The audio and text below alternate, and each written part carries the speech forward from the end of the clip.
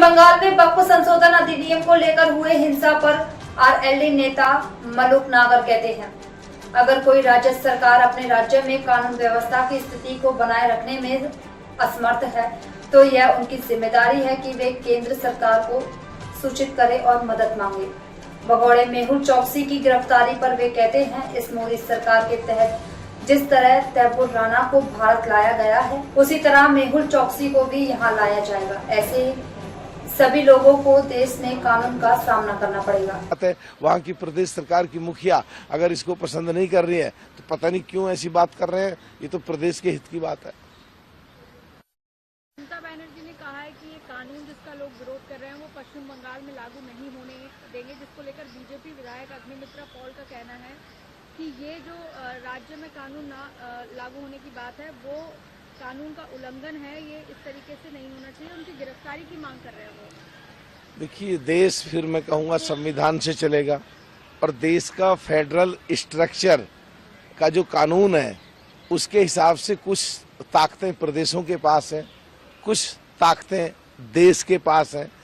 प्रदेशों के पास जो होती हैं केंद्र की सरकार उसके लिए एडवाइजरी जारी करती है और कुछ कानून ऐसे होते हैं जो कि लागू होने ही होते हैं।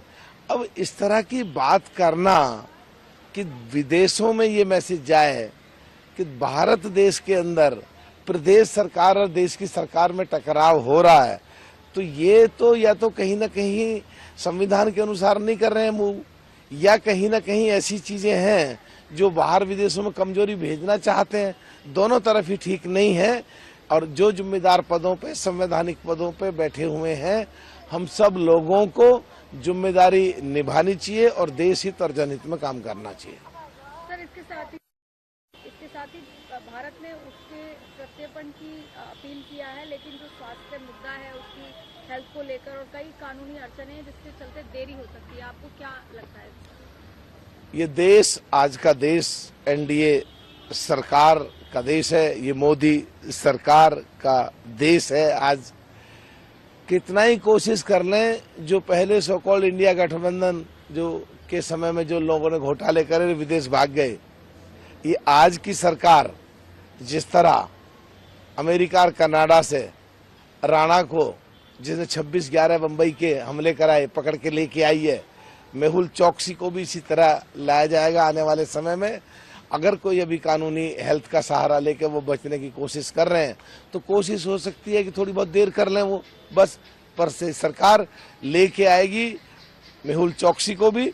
और जिन जिन लोगों ने इस तरह की घटनाएं करी हैं उन सब लोगों को देश में आना पड़ेगा और देश की कानून व्यवस्था के अनुसार देश की न्यायिक व्यवस्था में उनको सामना करना पड़ेगा और जो गुनाहगार हैं उन्हें 100% आने वाले समय में सजा मिलेगी।